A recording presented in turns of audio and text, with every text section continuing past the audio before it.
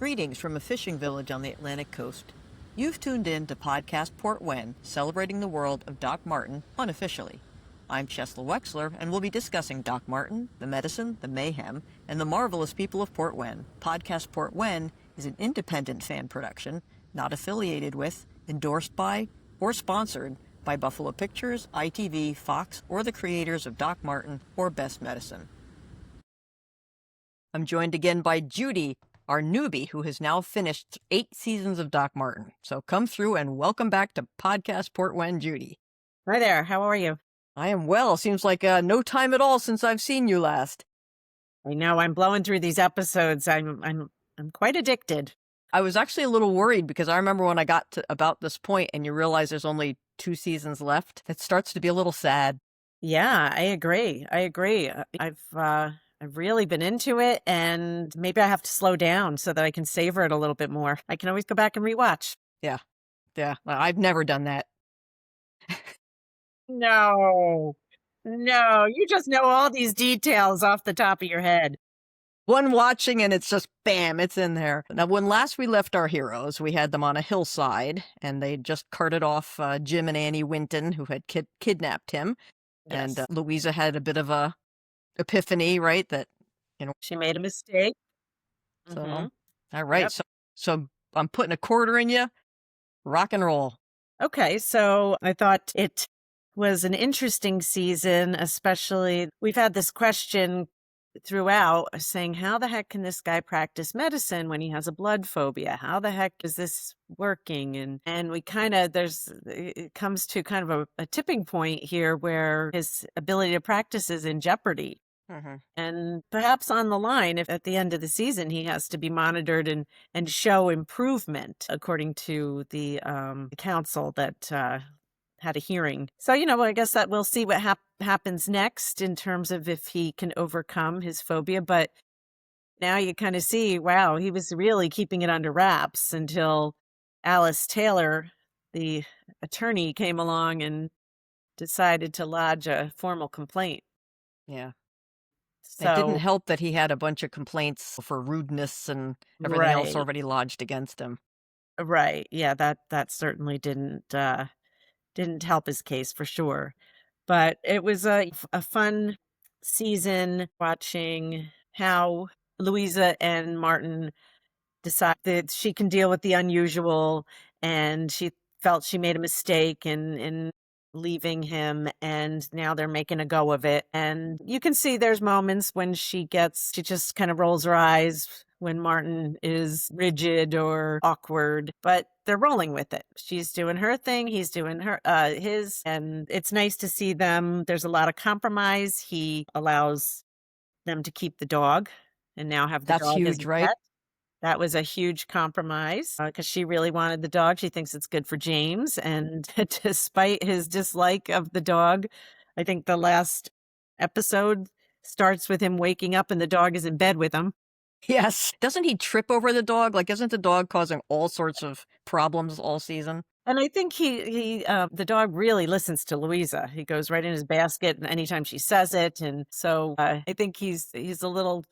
I don't know. Every now and again, he looks after she gives a command that he listens to. So I don't know if he's envious. I don't know if doesn't understand why the dog just doesn't listen to him. But I'm glad that he's softened up a little to the dog. And she's definitely the alpha. I mean, that's why Buddy listens, right? I mean, she's the alpha as far as telling people, anybody what to do. She's the one who's going to do it. Yeah. So I think he softens up to the dog, which is nice. He's supportive in his funny way for her making this career change, although he's somewhat insulting when he's like, oh, do you think you can handle it? If you pass. All these things that he just kind of says after the fact, and they are a little rude. I think he desperately wants her to be a stay-at-home mom, don't you think? I think he does. Oh, yeah. He does, and maybe because he didn't have that mother thing. But she was horrendous, right? She was horrendous. She was not interested in him whatsoever. Right. Just farmed him off as much as possible, and when he was home, it was horrible. And it's something that he saw in her right off the bat before they even dated was, you'd make a lovely mother. Right. right. And I don't think he loves the idea of daycare. I think he thinks it's dirty and And the amber um, bead gets up James's nose. yeah. So, so I think that's a big step for him in trying to be as supportive in his own way that he can, and I think maybe long term he sees her point in that she can see patience but work around James's schedule. So it's a sacrifice now for something that hopefully will pay off later. Yeah. She does still make the comments like she wants to do this child counseling thing because she doesn't want James to turn out like Martin. Yep, yep. She has her little snide comments too, and how it's good to have the dog because kids who grow up with a dog end up better adjusted, and Hmm. how the daycare is good for socialization so the kids don't end up a certain way. So yeah, Right. and I think she always kind of looks like a certain way, like this guy over here. Exactly. Exactly. What sort of things do you see her doing to help the relationship get better? Well, I mean, she seemed excited. Well, that maybe this is something Martin did. I mean, he planned a dinner out for them because the therapist had said that they should go on a regular date, and I think she thought that that was very sweet and charming. Yeah, Gosh, Martin planned that one. I think he's like, I booked yeah, a table at a restaurant. he booked a table at a restaurant. God, what do I see her doing? I really don't think I have an answer for that. Yep. Yep. I made a list to try to figure out what it was, and I started with my Martin list because I'm in Camp Martin, if there are camps, which I Okay, think there kind of are. So he's willing to go to the pre-wedding party, right? Before Janice and Joe. And it's right, funny, that whole interaction I thought was interesting because Louisa brings it up, I think, and Martin's like, "Do you want to go?" And she's like, "Well, yeah, but you don't want to go." And he's, "Well, I'll go if you want to go." "Well, are we going?" He was like, "I will go, but you keep planning for me to not expecting me not to like to go. Therefore, you're making, so are we going?" Right? right. So he's willing to do that. I think sometimes that's happens in a lot of relationships, right? Hmm. You know, I may have an idea of where I want to go to dinner, and Rob may have a different idea, but he'll be like, "Well, okay, I'll go to the place you want to go to," and then I'm kind of like, "Well, you don't want, we won't have to go there because you don't really want to go there, but I'm willing to go there." So I Right. think that Yep. happens a lot of times, Yep. and yeah, that's definitely showed a willingness to compromise or to do something he wouldn't normally do. Yeah. A little bit more social. And he agrees to keep Buddy because she asked him to. Hmm. Right. So it's kind of like, well, that's what you want. So we'll do it. He does the restaurant and he gets the table. He offers to take James to nursery to make things easier for Louisa. Then she makes the rota thinking that he would like that. Yes. Right. Only to find out he doesn't really think it's necessary. But then once she's got it, he wants her to keep it up to date when things change. So she kind of Yes. made a monster for herself in a way Yeah, yeah. by kind of assuming what he'd like. He did fully support her decision to do the child counseling because it would make her happy. But as you said, he's brutally honest about what he thinks it's going to be like and whether she can do it and how much work it's going to be, and which is very Martinish. Very Martinish. Yeah.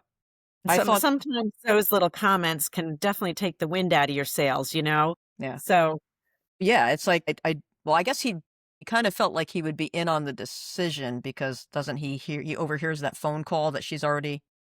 the school leaves a message that they want her to come in for an interview, Right. and he didn't realize she had applied. Mhm. Yep. Yep. Yep. I liked when he was playing with James with the stethoscope. I thought that was a That was step forward. good. And it did show some of his vulnerability there because I think that was that the day before, that night before his hearing? That he was playing with them because she had been inside working on a paper, and she went out for a walk and she was watching him.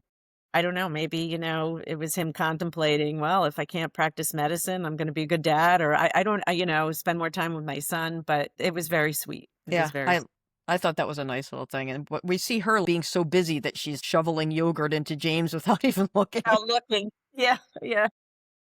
Sometimes I wonder about those poor children who were in. I think they had 8 babies per season, 6 or 8 babies, just so that they could rotate them around. Yeah, with the there was an extra segment for season 8 that explained a whole lot of different things about the show. Yeah, and then they said, the older child who has kind of the longer hair, so it's the older James. They said, yeah, he often was kind of quite fussy on set. And so some of what we saw was, even though it worked out well in the show, it was him being just not too happy to be there at the moment. Yeah. There was one of these background things, I don't know which season it was for, but Martin was talking about the children, and he says, yeah, we'd be like, you take this one's broken. Yeah, and get another child, because it would be crying at a moment where you didn't need a crying child, you needed a laughing child. Yeah, yeah. Yeah. Well, in that, found it interesting in that extra segment of season 8, Martin Clunes explains that in England, when you have a medical show, you are required to use proper medical terminology. Whereas here in the US, you could just say foot and mouth disease when maybe there's a much more technical term for it. And he's like, it's a requirement in England that you have to be precise with any diagnoses in any kind of medical show. Because I always wonder why in this show he always gives this diagnosis that anybody who hears it would be like, what the heck is that? Am I dying? And then what he prescribes has to be correct. yeah. Like, they have an actual physician. He's their medical consultant on the show. Yeah. Yeah. And a lot of the cases of just the weirder ones and stuff apparently were things that he actually had experience with, which was fun. That Yeah. is interesting. Yeah. That's interesting. There's a snippet on YouTube of the two of them getting interviewed, which is a fun I'll have watch. to look for that. Yeah. That sounds good. So yeah, so a couple things that made me laugh this season. Some of the names of the patients when they would be called into his office. Noah Kant, Anita Bush. There was another one, Jan Gleebles. Yeah, jangly balls. Yeah, Jan Gleebles. Yeah. Which is Jan is Dan's wife, so there's dangly balls and jangly balls. Which one's Dan? I don't know if we ever see Dan. I think we only hear, it's one of these things that Mr. Gleebles and then Dan, like, you have to glue the names together. Well, that's how it was with Jan too. Yeah. He's like, Martin says to Morena, "Could you schedule Mrs. Gleebles first?" And she's like, "Okay, Jan." Mm-hmm. Yes. Very clever. There's also Helen Highwater. Well, that's it. Helen Highwater. Yep, that was great. And Teresa Green. Yeah, that one I didn't catch. And Nick De Silva. Don't forget Nick De Silva. Right. Yep. That was the list that I collected. Yeah. It's a lot of fun. Let's see. So we start out with Penhale's wedding not actually taking place. Poor Joe. Poor Janice. I felt bad for him. And it's for funny, both of them. Yeah. Yeah. I mean, she's been married twice, so I'm glad she realized it before making a third mistake. Yeah. But I felt bad for Joe. Yeah. But Rosie, the curate, I mean, she tried to talk to them about, like, certainly you guys have discussed these things, right? Yeah. You would, and having just been dumped herself, she kind of knew what she was talking about personally. Yeah. Right. So let's see. It was James in his first word. I was actually wondering if he was saying dad, but I think he was saying Doc. Doc, maybe Doc. Yeah. I think Louisa says dog, right? Says dog. Some people said duck. Duck. Yeah. Because, I mean, here's that word a lot. Let's see. And then we find out that Bert, his whiskey business isn't doing so well. Then we go to episode 2, and Ruth then lets them know she's selling the farm on top of the whiskey business not doing well. The bed and breakfast isn't doing well, and she's going to sell the farm. And now Bert and Al are kind of up a creek a little bit. Yeah, no job, no home. I can't blame her, though. I mean, not only is he lying about the statistics, but he's also run up the entire line of credit that Al didn't even know existed. I can't blame her for putting an end to the business relationship. And then it comes back when Al takes over the pub and makes great money the first night and says he's going to pay her back. And then brings some money for the first night, and she rethinks going into business with just Al. Yeah. Yeah. Because Bert has a way of really screwing things up. He does. It's like, he's just not a guy with integrity. He'll take shortcuts, he'll lie, he'll obfuscate, hide the truth, make up things, and just... Yeah, he's very sneaky. He falls for a deal that's too good to be true. Oh, the meat. Yeah, yeah. And I feel bad. He kind of does leave Al to pick up the pieces. I know. He's just Every like, time. I've had it. And you're like, wait, first of all, remember, I could swear Al owned 90% of the restaurant, didn't he? Because Al bailed Bert out of the restaurant when Bert got into trouble with the loan sharks way back.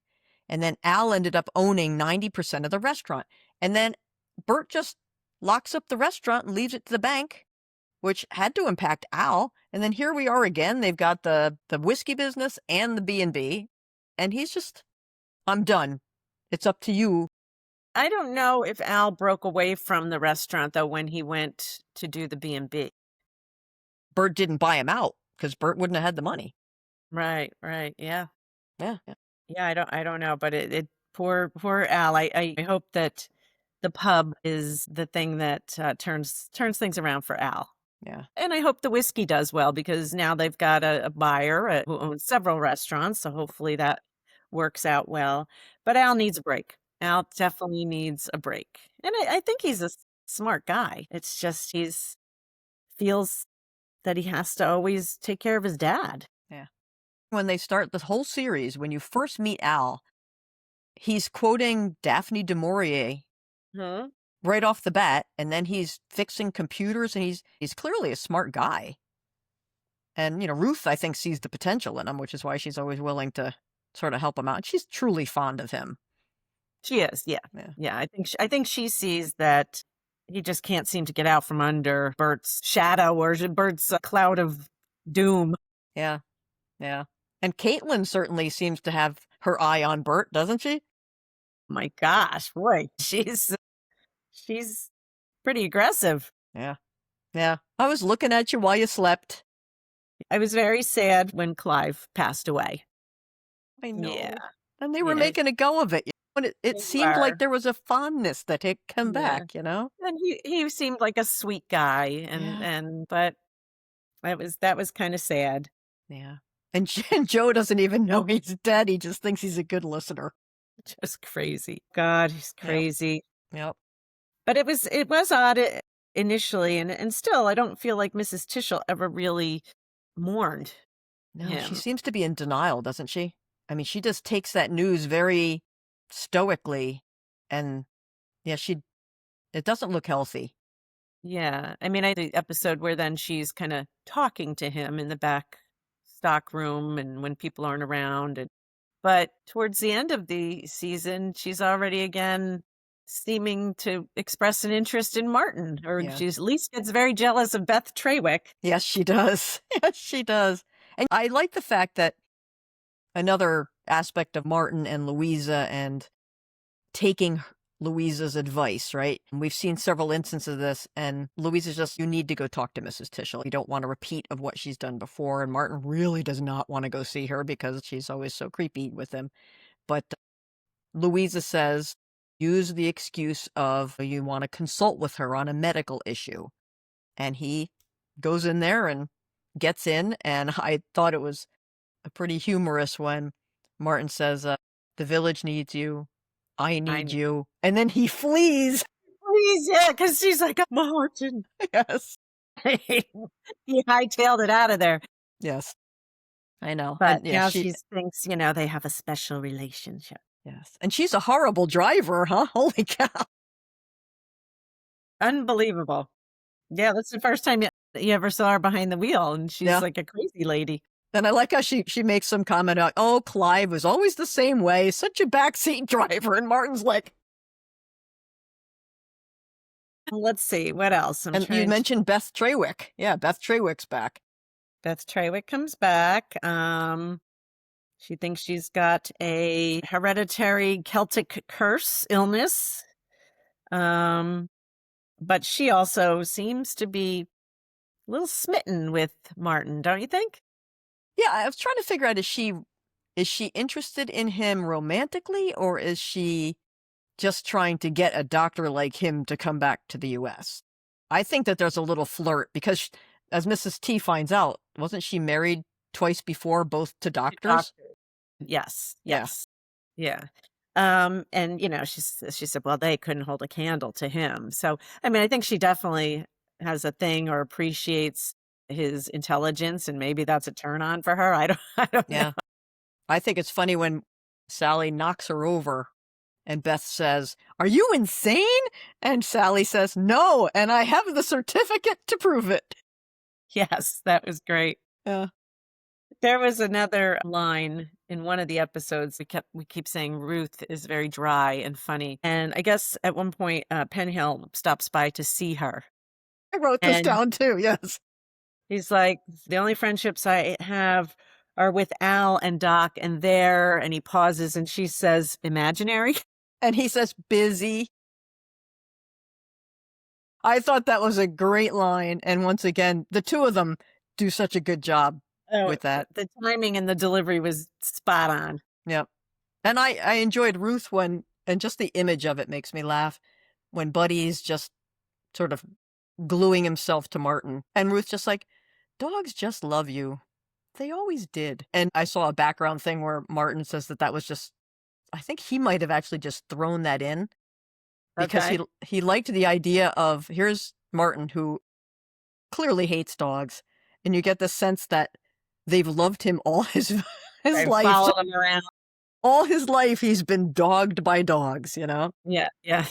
Yeah. There's a bunch of good, I think it's when Morwenna's parents, who also seem like rubbish parents, they didn't even come back for Granddad's funeral. Right, yeah. But They were on their mission. Their mission yeah, was they had a calling. yep. But when they find out that it's not cancer, it's a miracle. And Martin just says, "It's a parasite." There are no miracles in medicine. Yeah.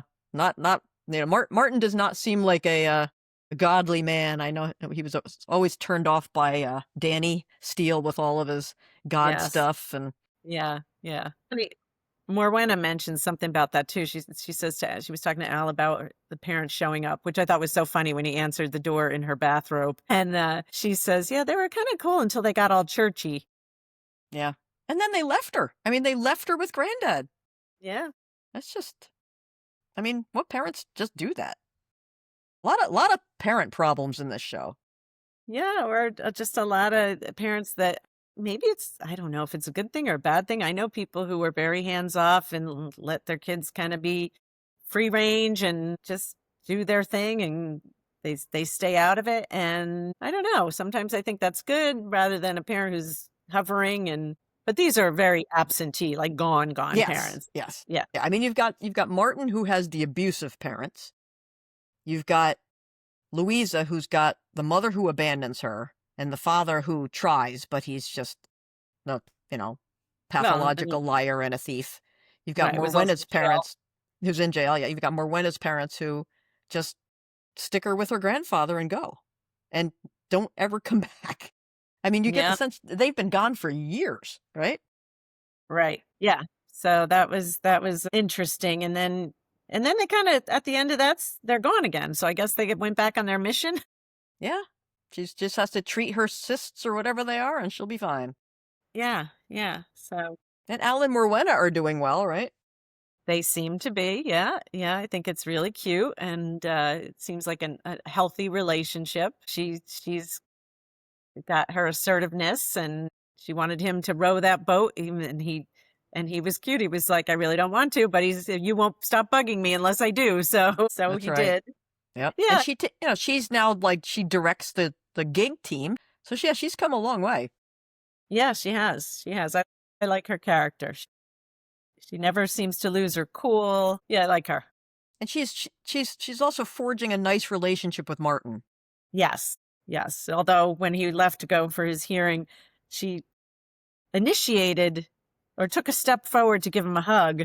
And then she knew, nope, let me step back. Yes. Because that is so foreign for him. So she knows how to read him. And Yep. she sticks up for herself when her mother's sick, and she wants to talk to him, and she's like, this is Work me, here. Doc. Yeah. Right. Yeah. This is not just some yeah, I work here. And Yeah, I Martin wrote is thanking her more. He's thanking Morwenna. He's thanking more people, I noticed in season 8, because he thanks her for rescheduling things. He compliments Louisa on bringing in Astrid with her tonsillitis and proactively telling people about the scarlet fever symptoms at school. So, but I mhm. really liked seeing him thanking Morwenna and treating Morwenna better. Better, And yeah. but still, Morwenna has to remind him that it's good to compliment her. Right. Although episode 4, there were a lot of moments when people that showed a tenderness when he spoke, I thought, very, tenderly to Morena's mom, Hmm. and she kissed him as she left, saying that he's a wonderful man, and then we had the other patient who kept coming in with every ache and pain in the book, and she hasn't been as active since Jerry's died. Yes. And it turns out he's thinking it's her husband and it's her 17-year-old dog who's passed away, and now she's just not walking as much. She just kept saying, "Oh, you're such a nice man. You're such a nice man," especially when he gives the dog to her, Yes. the new dog. And also he was very, I thought he handled the situation with Dan, Yes. who was on the ledge and about Hmm. to jump. He handled that situation very tenderly, I thought. I agree. I thought he treated Dan very nicely and let me just check the wound. Let me just check the wound. And then Dan, of course, saves him from toppling. So But his yeah, that blood phobia seems worse, doesn't it? well, before they hadn't shown him passing out, just, running to vomit somewhere but yeah, the dizziness and the passing out definitely does seem worse. I remember when you were talking about Best Medicine episode 1, and you said, yeah, your Dr. Best passes out. Martin just vomits. And I'm thinking to Yeah. myself, Ah, well, soon. yeah, so I hope he has a way to get that in check. Although he did excellent with a lot of blood in the very, last episode of this season where he had to, whatever, bypass the artery in the pottery guy's arm, Right. and he right in the hearing room. Yes. And aside from vomiting after the fact, he did fantastic. And Dr. Langen was impressed. And it's interesting to hear about Dr. Langen. I think Martin mentioned something along the lines of how disappointed Langen was in him when he left surgery, and that it actually bordered on abuse. Right. And you're like, this poor guy. I mean, no matter where he is, I'm sure he would have loved to have continued surgery. It's not like he didn't want to do it. And he's getting berated for not doing it. That was funny, though, that he knew why he left. I believe he knew why he left, right? He certainly knows he froze, right? I mean, he couldn't finish a surgery. We don't really ever learn much more than he couldn't do that one surgery. Like I don't think we have a sense for, and then he tried to do all these other things.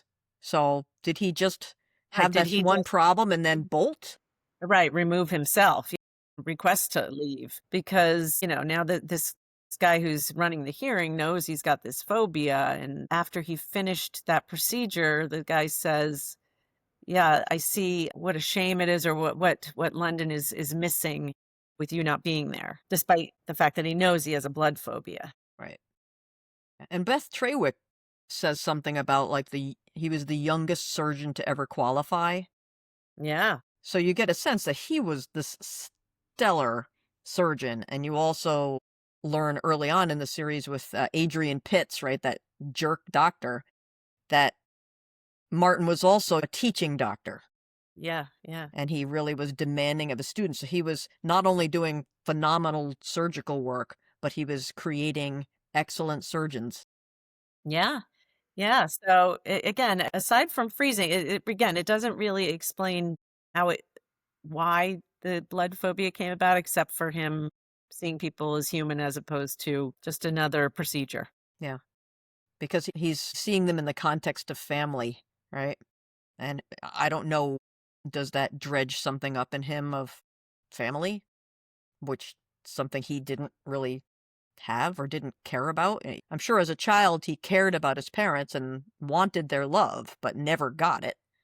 So he probably never really felt much like he was part of the family unit per se. But here's somebody who is, and Is he their can life affect that. That's what I always sort of took from it, was like if he screws up this whole family. Because he good does thought. describe it with Roger Fenn as, I was like the guy in the high wire and I looked down. Yeah, I guess we have to just build our own theories about it because unless in the I was next gonna two say, episodes. at least through season 8. Yeah. Okay. All right. All right. We better hurry up so I can start watching again. I'm trying to think of other things that stood out. Do you think Martin is jealous of Sam, Louisa's professor? Perhaps a little of the fact that he is getting a lot of Louisa's attention and time. I think that's why he kind of jumps in on calls to try to act like he's smarter than Sam. Again, I don't know if he's jealous of the man per se or of the fact that he's kind of taking Louisa's attention away. Taking her attention and in essence her interest, right? Because she's very interested in this child counseling stuff, and he has extra tutorials with her, right? Right. Yeah. Yeah, and he does. He mentions, "Oh, I thought you only had class once a week." Well, it's an extra session. Again, going back to he wanted her to be a stay-at-home mom. And not only now was she up until I think one of the last episodes of season 8, she was working. I think it was actually she resigned in episode 7, so it was the second to last season. She told the community that it was her last event, that she That's was right. yeah. And so she was doing both with school and working, and it was taking its toll. Yeah. So let's see. She resigns her position. She's now going to be a full-time student. They've got James at Port Win Tots, and Martin's going to be observed, but he is Yes. allowed to continue working. Yes. Yeah. So what Let's see. happens next? You got more stuff in there? You got more notes from your episodes? I just that episode 7 was when I think they all Martin, you see that's the episode where he passes out after treating Alice Taylor, and you see him in his surgery. Louisa had wanted him to come to Oh, the to gig the race? Yeah, the town the thing. big race, and he's instead in his surgery cutting his own finger and taking his blood pressure, and word is out that he passed out, and Louisa asks him, "Do you think your blood phobia is getting worse?" And we don't know, right? Yeah. Yeah. So there is that concern going Yeah. forward. Is it getting worse? Is he going to be able to control it? Yeah. I mean, he's never, like you said, he hasn't passed out before. I thought it was a little unfair, that whole thing, because Alice Taylor tells him that she might vomit because of needles. And so he figures out a way to distract her. Yep. He gets a bin out just in case Yep. she does vomit. Yep. He very much completely gets the thing done without her really seeing the needle until the end when he's emptying out into the bin. Right. She's the one who gets herself up, is lightheaded, falls, whacks her own head, and he does Yes. not pass out on her. He No, he does passes not. out. That made me so angry that she said he passed out on top of her. Yeah, and it's adjacent, and it was after the procedure, and should it have happened? No. Does he have a problem? Yes. But she didn't say, I forbid you for doing this. He was a medical guy looking at this terrible thing and saying, it's going to really hurt you if I don't do this, right? And he said, "If I do it, you'll be able to row tomorrow." Yeah. And if I don't, it's going to go into your calf and it's going to be excruciating. Right. Right. So she agreed to the procedure. But then she also got an earful from Mrs. Tishel when she went to get her prescription filled, and she basically told her the whole history. "Oh, he had That's a right. phobia before he came here," and da da da. Yep. Thank you. Very helpful. Right. Yeah. And you don't get the sense that she's suing him, but she wants him struck off. Yeah, I knew she was suing him when she passed out because of the concussion. He was trying to treat her, and she said, "I don't want you touching me. I'm not supposed to talk to you," or something. Yes. And I was like, okay, she's suing him. Yeah. Or it's something legal. Yes. Yeah. But it doesn't seem like it's for monetary things. It's just Yeah. she wants him off. She thinks he's Yeah. a danger. Yeah. I thought it was pretty hilarious when Joe asks Martin to look at her leg. What is that, Doc? He just says, it's a leg. You know? Yeah. Well, it seems like every time people see him in the street, they want it to be treated, Yes, and he's trying to train them to make an appointment. that's right.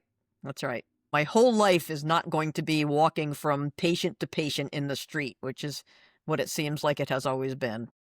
Right. And it shouldn't be. It Correct. shouldn't be. Yeah. Yeah. And you figure as a surgeon, he was probably just pre-surgical consultation, and then after that, some assistant was probably seeing the patient. So he really, this is very foreign. I mean, granted, he's been a GP now for years, but he shouldn't have to treat everyone everywhere he goes. Right, right. And it does seem like they've finally gotten people to stop requesting he make house calls. They in the beginning, so many people were like, "Well, can he come here? Can he just come here? Can he just come here?" And he's Yeah, for like, minor things. "Right. If they can't walk, if they're able to walk, they make an appointment, come in." Yep. Yep. I mean, he'll still go to a house because I was thinking that's when Mrs. T drives him, is when he's sprained he damaged his ligament in his leg. I think, didn't he fall over Buddy or something? Yeah, the coffee table, and he was trying to get the dog out from under the table because the dog had the bracelet. And he ends up messing up his own Okay. leg. And that's Yeah. why Mrs. Yeah, wait, Tischel, what was that patient that, they went to see? I think his name was Trevor, and he stabbed himself. It was Mr. Dodds, the meat guy, yeah. Ah, yes. He He stabbed was himself. he was stealing Hannah's sheep, Her sheep and took her alpaca and right? oof. And then they had a disease, and he put 2 and 2 together because I guess he got the disease and Yeah, she guess had it, and he had it. yeah, and touched his private parts, and I guess that sort of spread to his private parts. Yep. I love the it's Orf. It's Orf. Or and Joe just couldn't get Orf. Orf? Yes, that was a really funny that was a funny back and forth. Off, Orf, off, Orf. And yet Mrs. T is like she knows exactly what it is, gives the entire diagnosis of it. And, you know, there she is again. She's the probably second most scientific person in the whole village. Exactly, yeah, yeah. But I mean, that and the pottery, the Yeah, artist who was right. both those cases were extremely bloody that Martin, although he vomited afterwards, handled Yeah. great. He stayed conscious, but he did vomit. Yeah, yeah. So, at first I thought there might be a little interest between Penhale and the I can't think of the girl's name who owns the farm and has the sheep and the Hannah, alpaca. yeah, Hannah. Yeah, there seemed to be a little I don't know. Or maybe it was wishful thinking because I do feel so bad for Joe. I think he's such a handsome guy and he is sweet. He's just a numbskull. He is. Yeah, he is. Yeah. Well, I think we've already had Joe in the shower checking out his private parts. Yes, Yeah, so yes. you see John Marquez with his shirt off, and it's like, handsome man. He's a good-looking guy. Yeah, Yeah. for sure. And as a matter of fact, it's so funny because I don't know how many years they claim or how much time between seasons they claim. Usually it's almost like a summer, right? Between seasons. It varies. It varies because sometimes it just seems like boom, boom. And then, Yeah. But Penhale's from the time he started till like he's gone gray. yes, yes, So significantly gray. that's right. Yep. So, and I know the show in terms of taping, I mean, it's been several years, right? Yeah. Yeah. 18 years they filmed it over. Yeah. Wow. Yeah. So somebody's gonna go gray for sure. Yeah, he's definitely. You can see how he's gone gray and Yeah. Caroline Katz doesn't seem to ever change. That's not at Louisa. all. Yeah, it's Yeah, remarkable. doesn't Yeah. age one bit.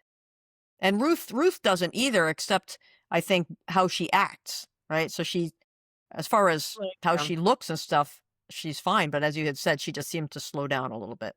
yeah, yeah. Mrs. Tischel doesn't look any different. Nope. Not at all. And neither does Bert. Yeah. He looks the exact same. Yeah. There was actually one season where Ian McNeice had dropped a bunch of weight. So he looked thinner.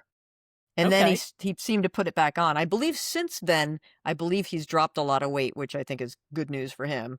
Oh, I think so too. Yeah. Health. I swear to God, I was always worried every time a new season would come.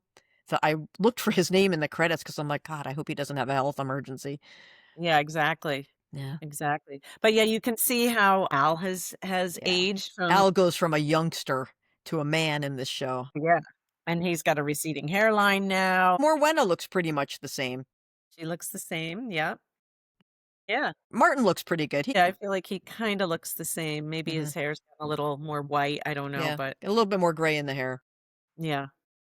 But, it was a good season to see how everything played out with the blood phobia, and Mhm. maybe we're still not done with that, but Yeah, I mean, at the end of the season, it's no better. I mean, it's worse no, than it's it not, had been in 7, so and he really dodged a bullet, I think, because I wasn't looking good, no, and it the wasn't. fact that he was able to perform that procedure, um, you know, really helped him dodge a bullet and get to keep practicing. Yeah, yeah. And we know he does so well with authority figures and observation. Yeah, it should be good. Yeah. Well, especially at the very end of the season, I think Louisa says something like, "How did it feel like to see these people from London? Or are you being here and rather be with your peers or something like that?" He said, "I'm glad I'm here and they're not my peers." Yeah, yeah, they're not my peers. But I thought it was really sweet that he did say, "I'm glad I'm here," because that seemed very, very sincere. Mhm. And it was kind of interesting seeing them have a back and forth intellectual talk about something they both have some knowledge in. But that was kind of nice. Yeah. It was a good season, I thought. I liked 8. Yeah, it was definitely a good season. Um, although the craziest medical thing I think of the season was Mel's husband, who Yes. had auto brewery syndrome. Yes, yes, yeah.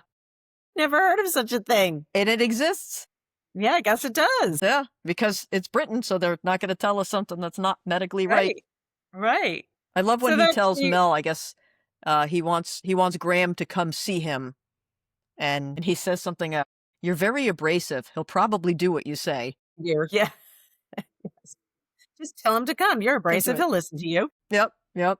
And there was one other set of quotes that made me laugh when Louisa goes to school and she bumps into her former pupil, and that girl is really rather rude to her. Very rude. Yeah. But Louisa says, "Weird. One of my old pupils was there." And Martin says, "What, as a case study?" And Louisa says, "No, but she should have been. Probably a sociopath." And Martin says, "I see. A local girl."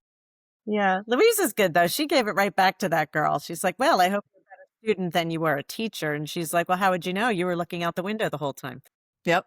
And you can tell, like, Louisa's teacher's pet with Sam. Yeah. Oh yeah. Yeah. Oh, and he Louisa was buys a car. she buys a car. I was Yeah. wondering why she didn't drive. But I guess the town they live in is so walkable. Not only that, having been there, it's just, it's not carable. Cornwall has these tiny little roads, and if you can just get away with 1 car per family, there's nowhere to park. Okay. We were lucky. I mean, we stayed at the surgery, and you park on the terrace. So you park on the front, right in front of the house. Okay. Matter of fact, we felt bad when we were visiting that we knew that there would be fans around who would want to take the iconic picture. And so sometimes we would just park the car up at the car park so that people could take their pictures. They don't tell you that, but it just seemed like that's what we would have liked had we been there. Right. I didn't. So you can rent the surgery. Yeah. You could in 2024. I don't know if it's still a rental or not. Does it look inside like it does in the show? Inside, there's actually a YouTube video where there's a walkthrough of the cottage. It Okay. was largely used just for the exterior shots. There was, in season 1, I believe, there's a scene where Martin is in what is actually the dining room of the surgery. And Okay. that little girl, Melanie, who has the crush on him and ends up sleeping in his bed and stuff, remember her? Yeah. She comes around to the side and she's walking a dog that I actually think is the Clune's Braithwaite dog at the time, Mary. And so she's coming to what's in effect the window of the dining room. And he's in the dining room. And there's a couple of times where he looks out the window because they need to incorporate the view of the across the harbor to the school and stuff. But that's all that they use the interior for. The rest of it's a set that was a couple miles away. Okay. Okay. Yeah. Yeah. But yeah. Well, I guess Yeah. you're free to watch season 9. Yeah. So predictions. Let's see. Yes. Predictions are always my favorite part of this. Al and Morwenna get married. Okay. You don't think she suffers the fate of all receptionists and Al? I hope not. I'm gonna say no. Okay. Let's see. I guess Martin must have to go back to therapy or something he has to get this blood thing in check. Okay. Although Louisa, in the last episode, mentions some sort of therapy she thought she could help him with, and he, of course, said it was like psycho nonsense. But who knows? Maybe she'll be the one to help him. You never know. Have high hopes for the success of the pub. Let's see, who else? Ooh, Mrs. Tischel. Mrs. Tischel's going to find a new love interest. Okay. How about Joe? Good old pen pal. I don't know. Maybe he'll go to Exeter. Yeah, maybe. He's had That the was an offer option. before, right? Yeah, it was an option. Bert? He seems to have a knack for making this whiskey, so I hope he continues to. Hopefully, he doesn't poison anyone. If he does poison someone, I hope that Al has none of it in his. Right. And I guess Ruth. Ruth. I don't know what I think about Ruth. Okay. Yeah, you don't have to have a prediction about everybody. Yeah. I'm not sure about her. I mean, she sold the B&B, so. She sold the B&B. She's just got her apartment. Maybe she'll have finally finished her book. Yeah. Until Did we learn in season 8? Season 8 is when we found out she had an affair. she had an affair. Yeah. Yeah, with Dr. Ramazani or something. Ramanzai. Ishmael Ramanzai. Yeah, that she had an affair, and I think it was probably the love of her life. It sounds it. Yeah, and Yeah. probably for him too, even though he was married with a child. But she certainly did the right thing by that Pulling it guy. off. He left me because he wanted to go back to his family. Yeah. She's a wise woman. She's a wise woman. She's a good counselor. Yeah. Cool. Well, I have already watched season 9. Yeah. Well, guess what I'm watching tonight? Season 9, episode 1. You got it. All right. That's cool. Very good. We'll start the minute we get off this call. I'll look forward to your texts with new funny names and, oh my gosh, this happened. So, Yeah. yep, cool. All right. No, I am enjoying it, and the thought of it coming to an end is sad. It's sad. So yes, I know how you feel. Slow down a little bit. Yes, and that's fine. That's absolutely fine. This was a very busy 2 days for me with this episode and the Best Medicine episode, so I feel like I'm back at work. It's crazy. Anyway, so folks who are listening, I hope you like this podcast. I hope you will like it, and you will subscribe to the feed. Judy, thank you again for your time. Always appreciate it. Podcast Port When is an independent fan production, not affiliated with, endorsed by, or sponsored by Buffalo Pictures, ITV, Fox, or the creators of Doc Martin or Best Medicine.